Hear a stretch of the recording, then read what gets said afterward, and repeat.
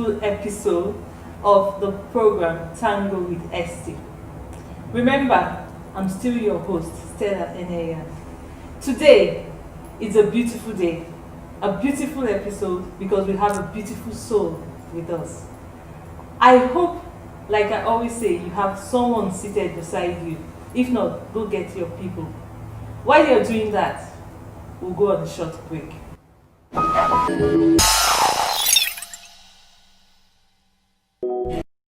Welcome back.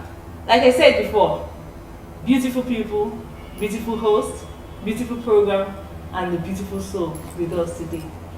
We have with us our OJB. Yes, so it's great to be in the house. It's great to be here. It's great to be here. You know, one of the funny things is that on my DP status, what I actually use is our OJB. And so when you introduce me as our OJB, I was like, you see, that's connectivity there happening. Yeah. OJB. Many people just know you as OJB, right? I would like for them to hear from you. You know, before you go on, you know, I said something about hello, beautiful people, a beautiful day from a beautiful host because we have a beautiful soul. We're celebrating life.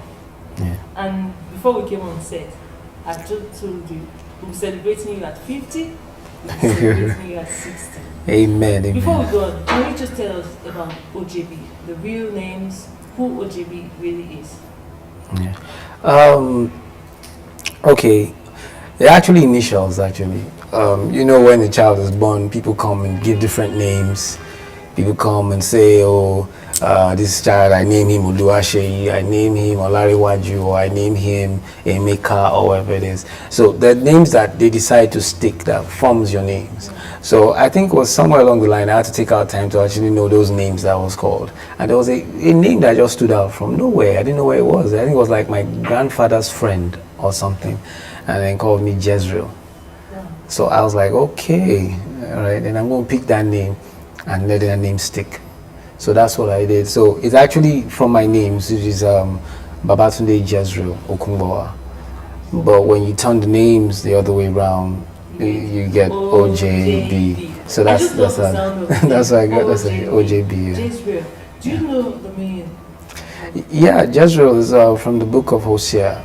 What it actually means is the valley of God, the judgment of God, the seed of God, the place where God settled the matters and all that. So it has multiple meanings actually. It's the valley of God where God actually decides on the children of Israel. That's the history of the name itself, Jezreel. So. Okungbowa, where are you originally from? Okungbowa is actually a big name located to three places, located to the Benins, located to the Ado-Ekiti people, and funny enough, located to the Igbo-speaking part of Delta, which is the Agbo. But I'm actually from Agbo, I'm actually from Delta, but when you check the family line and the tree, all the Okungbowas are actually from Ado-Ekiti. But I mean, that is history on its own, but I'm from the Agbo part, the Delta, yes, that's where I'm from here. OJB, it's good to have you here. It's good to be here. And truly, you're a beautiful soul. You know, I met you in person, I've been humbled. You know, it's different from the things that you read out there, it's different from the things that you hear, you know, it's a lot different from, you know, when you hear it from the source. I've seen you, I've felt you, and you truly are a beautiful soul.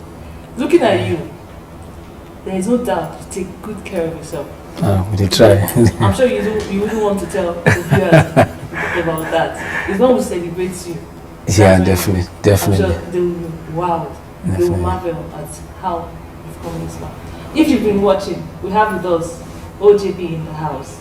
OJB Okungbowa Jezreel Babatunde. We'll be right back after this one.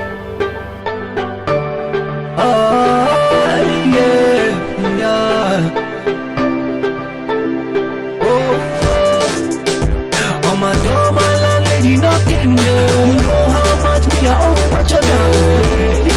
You're not afraid, girl. You're not afraid, girl. One day we are gonna make the money. Very soon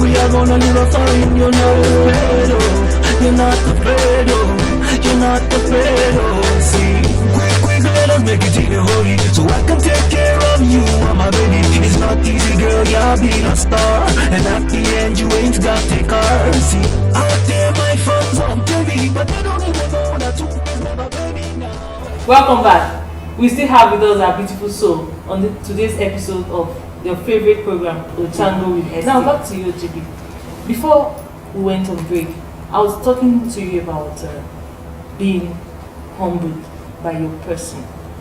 How have you always been like this, or is it because of all the things that you've gone through recently? Or just well, for me, I've always been like this. Not just because of what I went through, especially last year. Yeah, I've always been like this. I'm talking about like those who have known me probably for like 30 years. They will tell you that that's where he has been. My reason is I'm one of the people that I think I got to experience God early. When I say experience God, I'm not talking about just the born again experience, saying, oh, I'm born again and whatever it is, because now born again seems to be like a trendy thing, so, you know. I say experience God early in the sense that, you know, you get humbled to realize that you're actually nothing. You get humbled to experience God deciding that if he wants to make you a millionaire in 10 seconds, he can do it. And you know, and life can also deal with you some kind of dishes that would make you fall within less than a microsecond. So you find that when you experience God, you understand the whole sum of as much as big as you think you are, you realize that you're actually nothing. And that thing you are, he can raise anybody to be there. You know, you could qualify yourself, say, oh, my education is like this, my family background is like this. But he can make somebody that is from nowhere to actually have that same position, even more. So I experienced God early, and that's where it all, so I started seeing the next man by my side. I don't know if you're the next person. So for that reason, it humbled me, because you don't know who's the next person. So I learned that early. You know, before we came on set, we said something about touching lives. Yeah. And I learned something, that when you touch lives, actually, you're not doing it for those people. Yeah. You're actually doing it for yourself. Yes, you are. Because when everyone around you is happy, you're yes, safe. you are. Yes, you are. How would you describe, in just 2 words, Nigerians generally? How would you describe Nigerians? Do you know this thing? Funny enough, I was saying this I was discussing with my manager like a week ago, and I realized something. You know, someone was just saying, Nigerians are very mean people. I don't realize that. You know, Nigerians are not actually mean. They're just ignorant. People just feel that, people say, I'm gonna shine your eye. So they will just say, I'm gonna shine your eye. Why are you shining your eye? You don't even know why. If people just go on the street and they just go like, don't look at Uche's face, so don't let anybody treat you anyhow. Don't, just do like this. Always be ready. Always be on your guard. Everybody's on the guard for the next man. Everybody's trying to be sharp for the next person. But the truth of it all is that Nigerians are not wicked. They're not bad people, but they're just ignorant. That's it. Theirs is not out of ignorance. Trust me, I've traveled to places in African countries, I don't want to mention them, that I've been to. It is their culture to be wicked. It's their culture to be hostile against strangers. It's their culture to make sure they cheat a stranger. When they cheat a stranger, the government supports it. I'm in a country whereby I want to eat, okay? And they tell me the food is $10, all right? And then they now tell me that because I'm a stranger, that they have bills for strangers in a country. And that's why I said I don't want to mention the name. And they tell you that for you as a stranger, it's $30. You see, so that's why we're not mean people. We're just ignorant. Now, you were just talking about the eat. The eat. Yeah. Let's go. Sometime in 2010, a bronze man sued an eatery, for making him fat. Because his argument was they needed to settle him. Because he said if they had told him the amount of calories they had in their food, he would have planned. What is your take on that? Well, because you say, what we eat generally. No, so just tell us. No, I would say that he's a very lucky man in whatever country he finds himself that he can do that. because there are a lot of food we eat now. I mean, I ate food somewhere, you know, recently, and I started rolling on the floor because of the pain the pepper was, you know, created. Yeah, almost immediately. You know, so I mean, I wish I could go there and sue them, you know, but technically, when you check it, you know, from the law angle, from the legal angle, you would see that the point is this: there is a general understanding in developed countries. You know, people say we're underdeveloped or third world or whatever it is, but people don't even know why they think we're underdeveloped. It's not because we don't have war weapons or to fight war like America and the rest of them. We appear to be underdeveloped because the level of awareness is limited.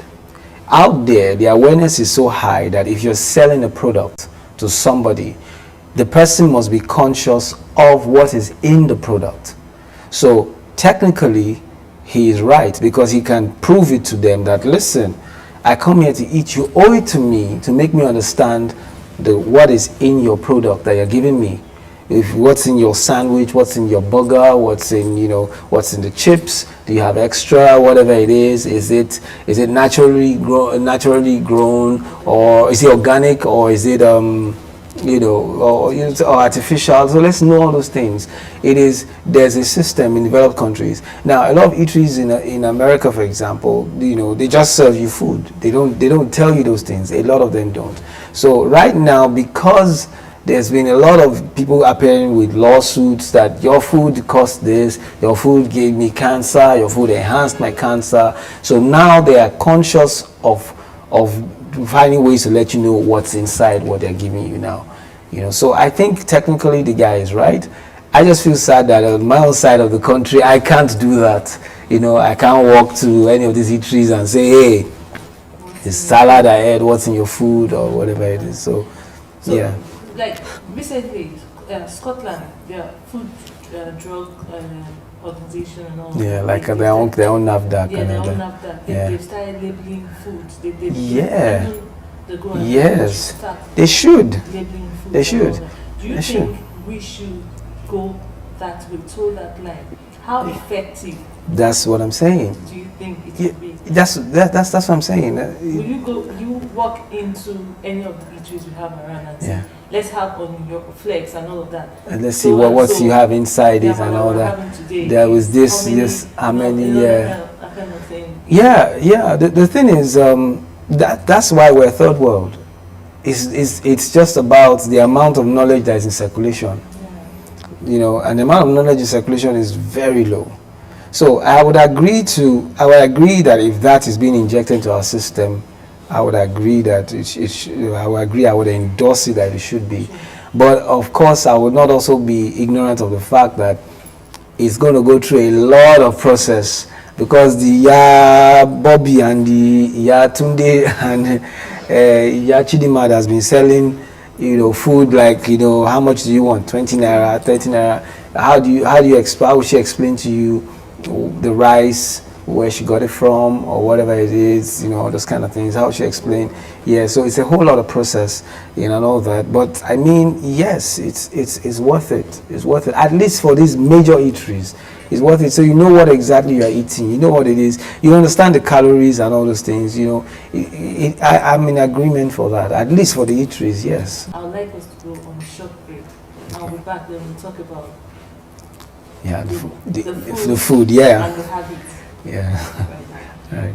All right.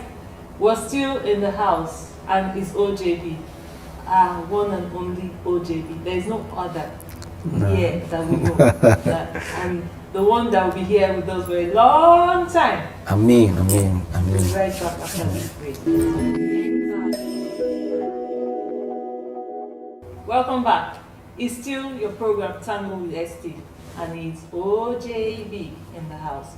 OJB, before we went on this break, we talked about, you know, how we eat, the people that we eat, you know, and all of that. If they could label the foods and all of that, it's going to take a long process. Yes. But then you mentioned that the major eateries, the major service providers, yes, they could come together and do that. and yes. do that. So yes. it's all out. to all the service providers out there, help us. Let's know what we eat so that we don't go exactly and start, becoming all of the things that you don't want us to be. Now, when we go for events in Nigeria, and two things I'm going to say here that you just take on were two here. Yeah. And they invited us, right? And they're serving the food. Because the host is busy, maybe he's on the high table or wherever, and the person in charge of food doesn't know. Yes, doesn't know who's invited. Not exactly. Into the party. Yeah. So, and she doesn't know you. She doesn't know me. She moves to the third person, of course. Hey, how you doing? Then she passes the food over your head. Passes to the other person. yeah. And two, when it comes to free food, you're leaving home and the wife is like, honey, come, just eat something for you. I'm going for a party. There should be food there, obviously. And all that. Yeah. And how would you feel? Then this thing of when people see food, there's a mala, there's rice, at home you wouldn't eat like that. There's scrambling, There's scrambling. But you look at a supposedly big shot that ought to have all of that at home, Yeah. And he's like, you haven't given me, I need amala, I need rice, I need all that. What is the thing about party food? Why is it like that? It's not like he or she cannot afford it. Yes. But it's just the thing that this is free food. We're in a party, so I can eat whatever I want. So what is it like? Well, I think I'll take them one by one. Let me start with someone taking food and putting it above your head. The way parties have been organized these days, for example, if it's a wedding scenario, you find that the husband's side, sometimes they prepare their own food, the wife's family to prepare their own, apart from the general caterer they have, and all that kind of thing. So you might be invited by the husband's side, and then you might be sitting at where the wives are serving food, and they just pop up with, I don't know this one, and that happens. I always have issues with that scenario. I feel that both parties should come together and plan, and plan for the generality of everybody, not just saying, that thing, I have issues with it. It's just like, I think from the inception, they're already creating a scenario of separating the family already. That's what I think. I think both parties should come together and do that. And, because I've been to a scenario whereby the wife's family, obviously, they have more money than the husband's family. So their tents were bigger and the food stands were bigger. And unfortunately, we were on the husband's side. So we started feeling small shame, and luckily for us, we were not wearing the ashwebi. So we started strolling gradually towards the so I think they should come to a scenario whereby, since they become one, that's the scenario I always notice. And then second, again, you find that even happen, even when that's not the scenario, you find that also happening with people, like what they say, the look face kind of scenario. Someone is coming, he's serving food, and he feels you don't have the clout he's thinking they should serve you, so he now goes and let me go and serve some other people first before they serve you. So I see that also as an issue too. That once you've invited people to parties and they're at the party, there should be enough to go around. It's a problem. They should stop doing that. Okay, this one looks like a rich person, or this one doesn't look. Yeah, I think all that should be taken out of the system. Then when it comes to a scenario where people go to eat food and then there's a lot of people scrambling for food going on and all that. I would give you the one that gets to me as embarrassing is you find even people that you're looking up there and they are struggling for, especially when it's a kind of buffet, you find them struggling for space and pushing people aside, and when they get there, they spend time piling you find there's a eba on this side, there's amala on that side, there's rice on this side, there's jollof, there's everything, there's pepper soup again, there's fish, so you find them doing that. And there's something you said to me that is striking.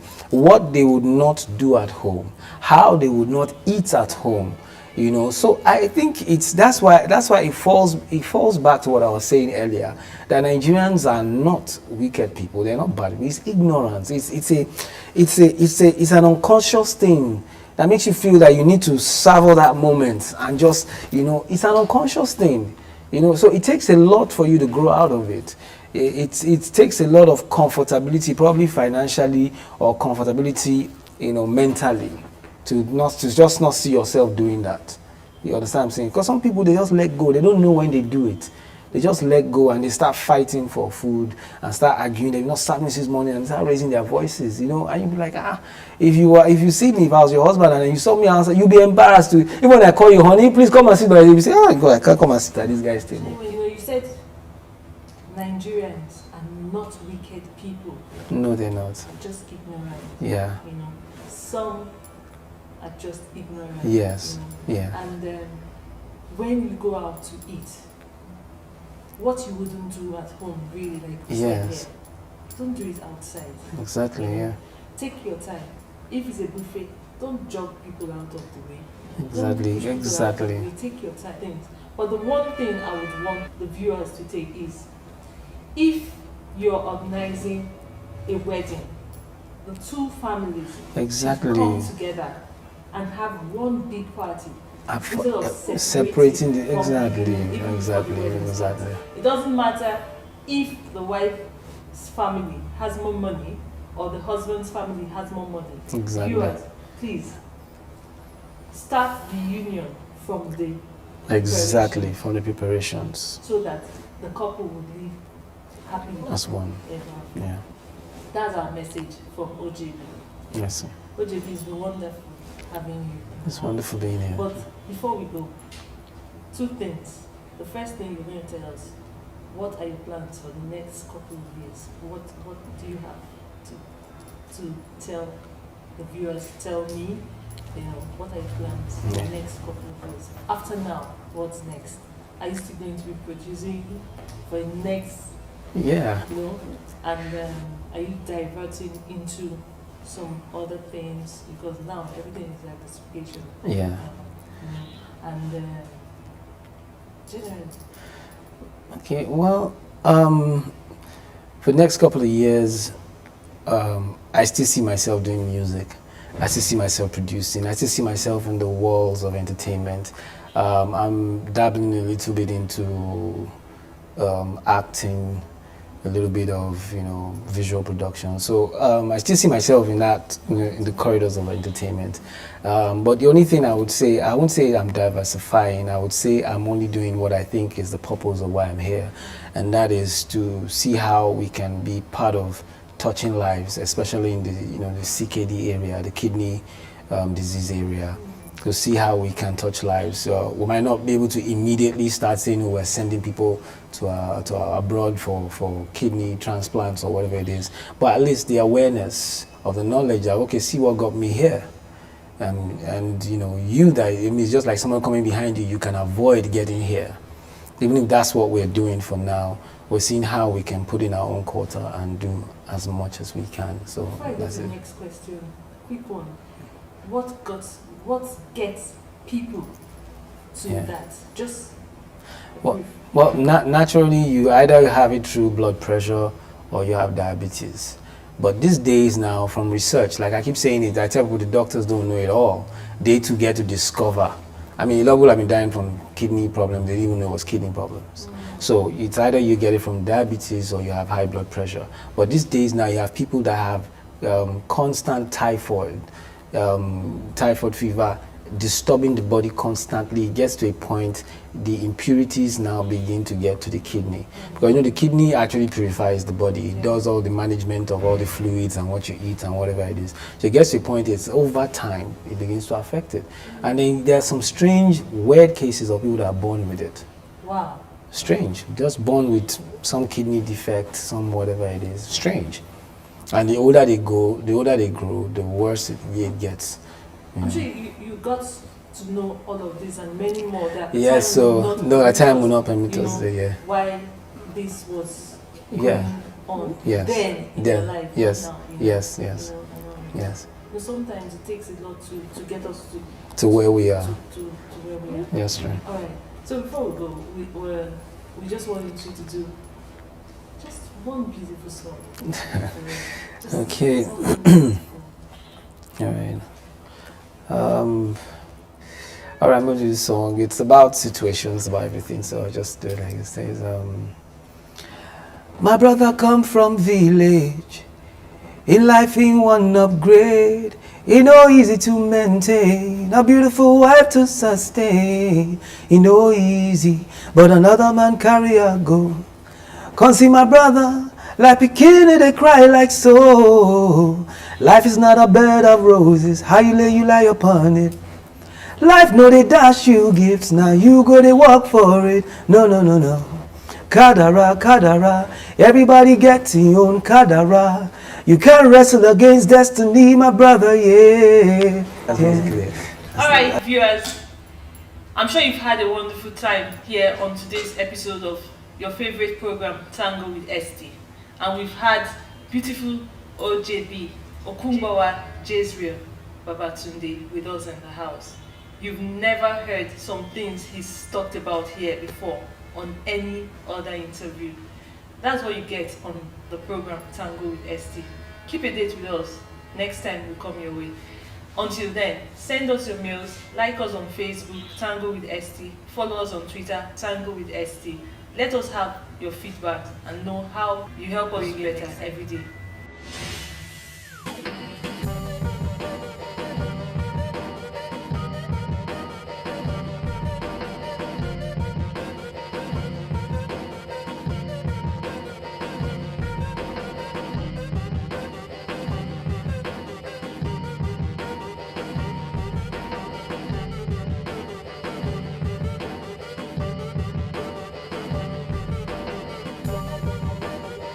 Thank you.